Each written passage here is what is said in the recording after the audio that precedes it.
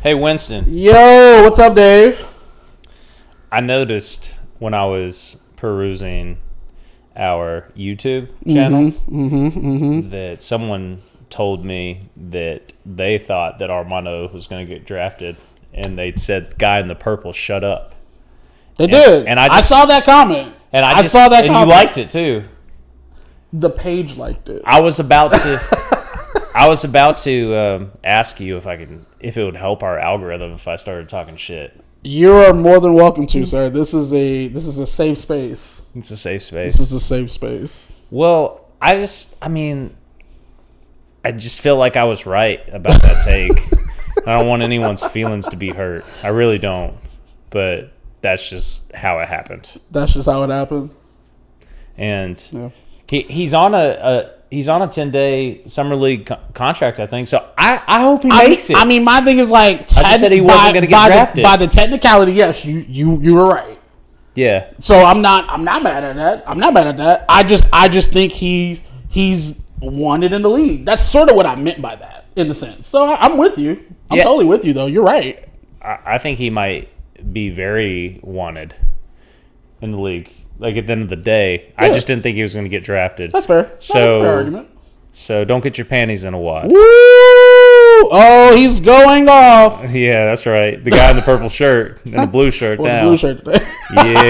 Yeah. You want to talk shit? We can talk some shit. Uh-oh. Here we go. Who wants to smoke with me? Oh. Not Dave, man. What's up, guys? Welcome back. What's up? Thank you for tuning back into the Fantasy Fun Couch. As always. Where it's fun and full of fantasy. As always. And I just want to say what? That since we last had the Fantasy Fun Couch, that Dan Hurley was offered $50 million over 6 years from UConn, and that Lakers negotiation starting to make a little more sense now, ain't it? I said that, man. I was like, this is weird, but you also did make a great argument for him. I want to be close to home. This, that, and the third. Money may not be the biggest deal, so I can see that. But well, what I think the interesting thing about the Dan Hurley point is, yes, it's the Los Angeles Lakers, but for me, if you are in a great situation, you're the best college basketball coach. I agree with you. You're not old. No, not by the slightest. And how much money would you have to get paid to go into that situation in Los Angeles for it to be worth it, for all the stress on your shoulders? And clearly for him, it was more than $70 million. Doesn't matter. We don't care. We don't care about what your stress is. It's, can you just get the job done? And what I'm saying is, if they actually wanted Dan Hurley, I wonder what his number was in order to leave the job. And clearly it wasn't $70 million. But that $70 million gave him $50 million. I'll put it like this, though. I said it was some type of like ruse or some type of negotiation tool, right? Now my thing is that he loses. What does his contract look like now? It's still up for debate. They can take a nice little $20 million off of that. Still in his pocket. I'm just saying, man. It's weird. I look, Dan Hurley, much power to you. You deserve all the money in the world, but at the same time, ain't nobody got all the money in the world. Dan Hurley, I don't think you deserve all the money in the world, but I think you deserve the money that you got. Just a little bit, right? Just a little bit. Just and a little bit of the sweet when you're life. ready to be an NBA coach, I'm sure there's a less stressful situation you could find yourself in the future that would be better for your family and your health. Can we just be honest, dude? Like, let's be honest. I'm so sorry. I know we have something on the board, but do coaches really like deserve all that money? Like, they're really just kind of barking orders. Okay, let me say it this way. Let's say, for the sake of argument, the best a coach is going to do is going to contribute 20 to 30 additional % of what could come from the team at the best. Okay. But let's say that there is no contribution at all. You still need the fall guy. Yeah. You basically get paid to be the head man and or head woman. Yeah, I just look at it just weird, just because it's like they're really just like making up plays, like if they're already using things that work, like the triangle. For some reason, nobody can get it right. I don't know why, but it may just be a Phil thing, and that's just him.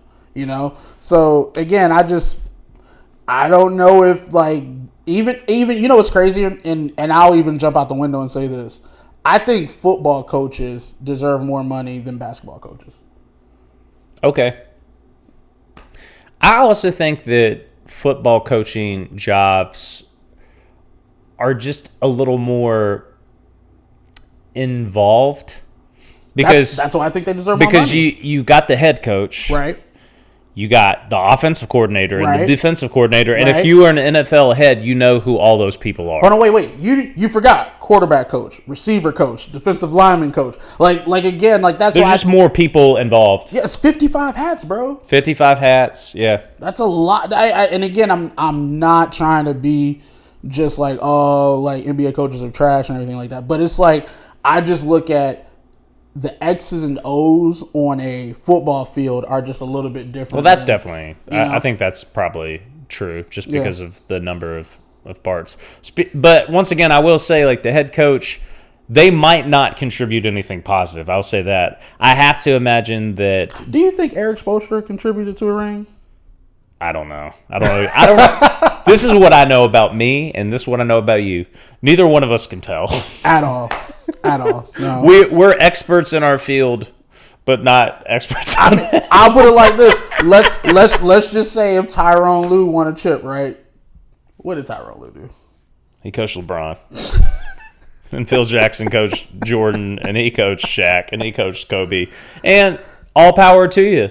You were still the coach, and you would have gotten fired if they lost. That is true. That is true. Ask Doc Rivers. I was like, you could be Doc Rivers. You definitely can. Speaking of Doc Rivers, real second, did you hear that he said that Lillard wasn't even in his best shape last year because he was so worried about? I heard that being healthy for the trade. I heard that.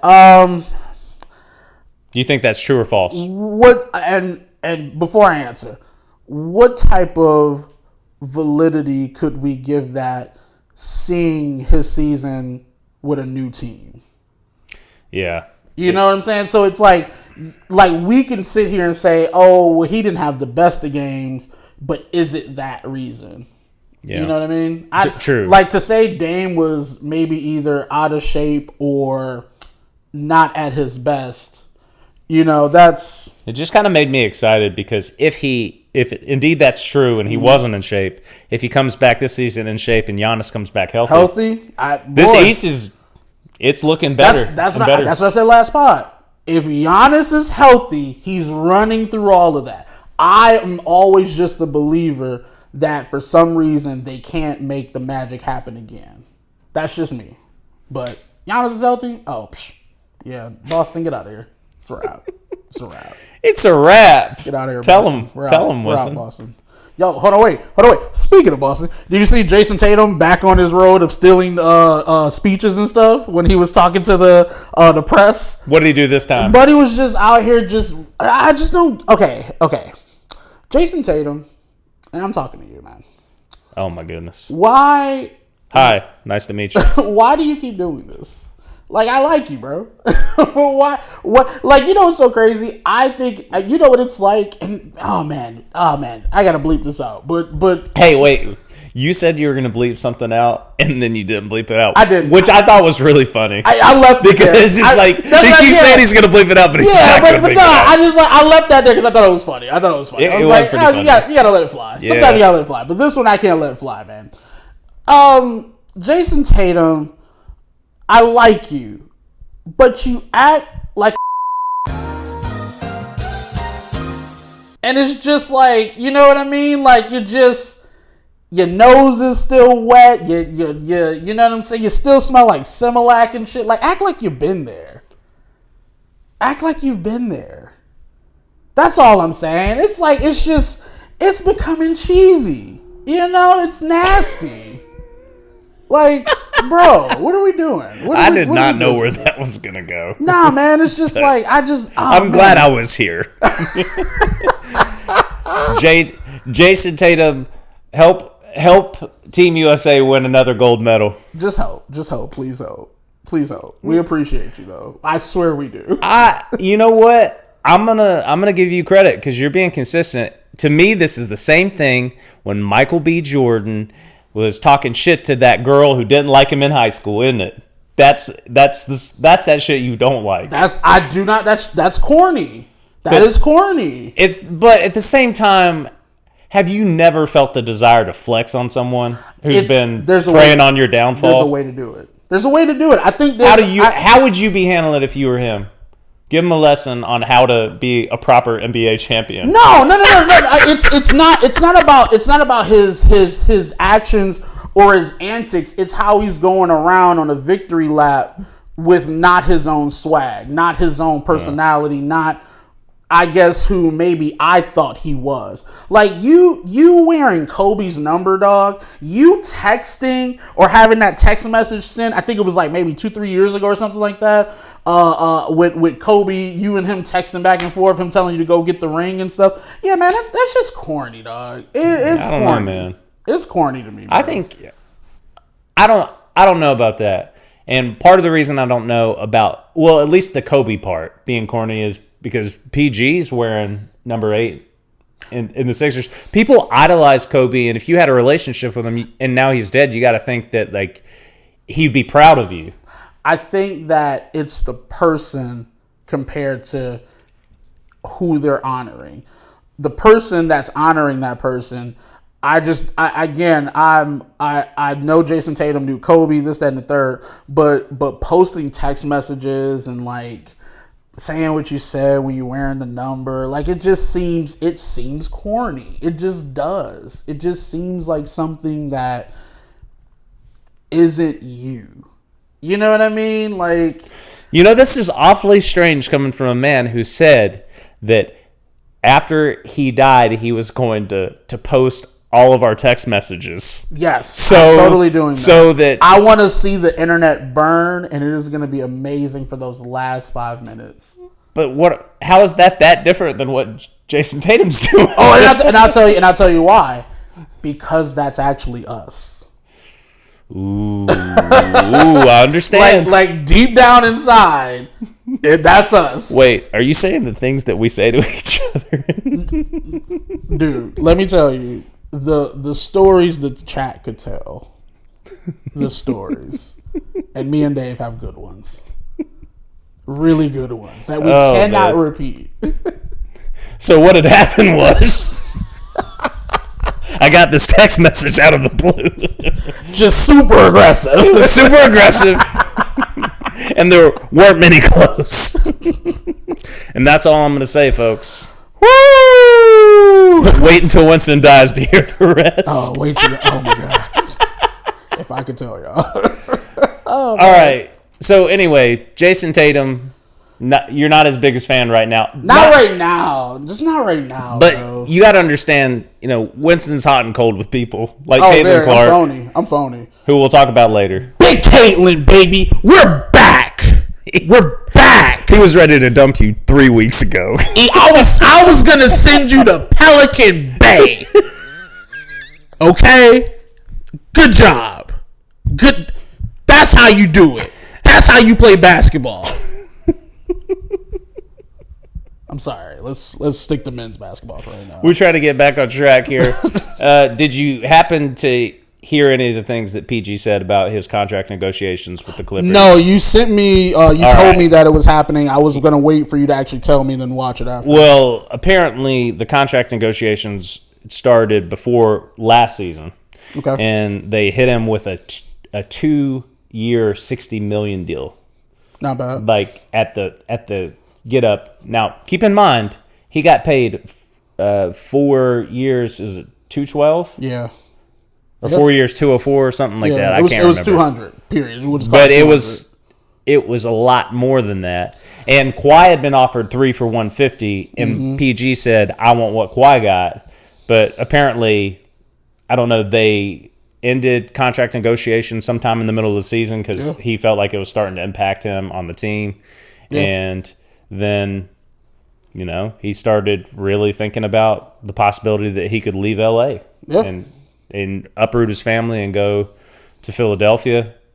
And I think one of the most interesting things is that Dr. J was there in yeah, the pitch. I saw the picture because they all had no shoes on and stuff like that. And how he, when Moses Malone came over, Moses was the missing piece, and that PG could be the missing piece of this Philadelphia. How do you say no to that? I mean, but that's God honest though. I mean, and especially coming from an NBA great. And how do you say no to that after you feel disrespected by your last team? But is that disrespected though? Just because they offer, like I 2 for 60 and you get a 50 per deal. I'm looking if I'm the owner, and I always put myself in like the GM or the owner's shoes, right?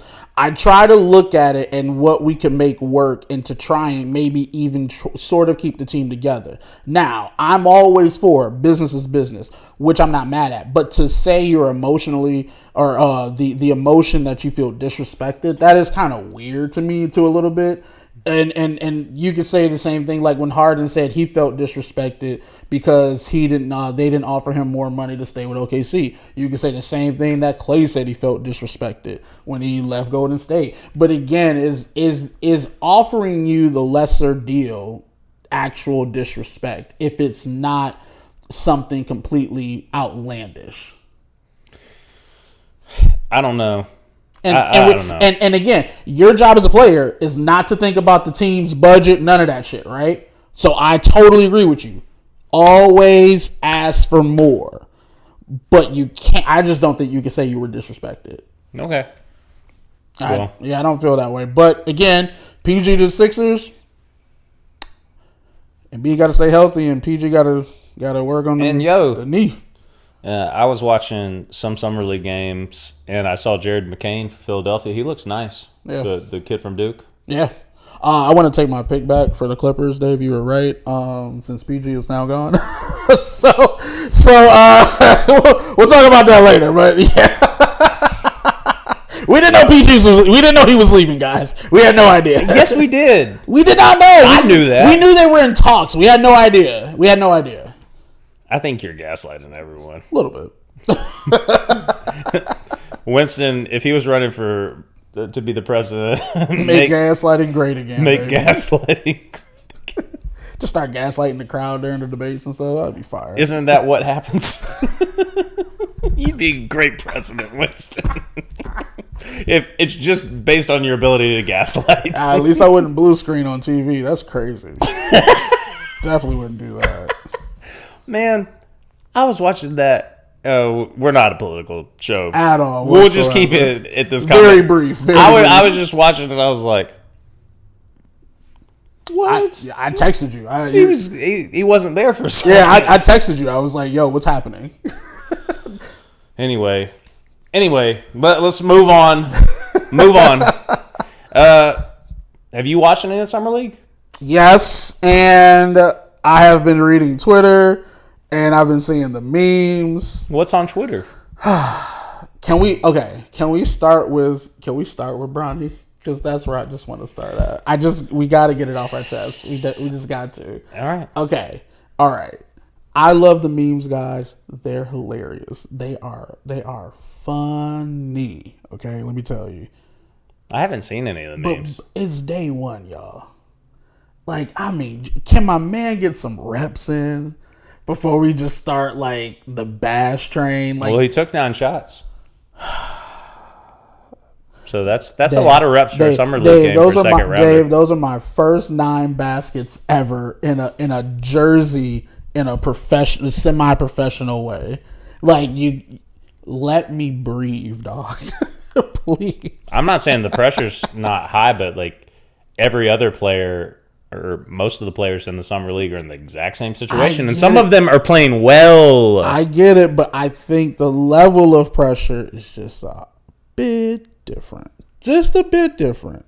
And that's why I'm saying, like, let my man live. Gotta let Bronny live a little bit. I don't have a problem. I know we were going hard at Bronny real early, back in like April, but well, LeBron says that Bronny doesn't care. That's what he said. He also said he didn't have anything to do with the coaching search. Illuminati. I read up about the Illuminati. I know more than I once did. I know. Hey, look, man, I can give you a nice little rabbit hole to go down to. Oh yeah. I swear, I just don't understand how you could not believe that, Dave. They're gonna think we're in the Illuminati now. Oh my God. I don't understand how you could not understand or even remotely have the inkling that LeBron James did not make 2 moves in this offseason. And one of them was not him taking the Lisa money.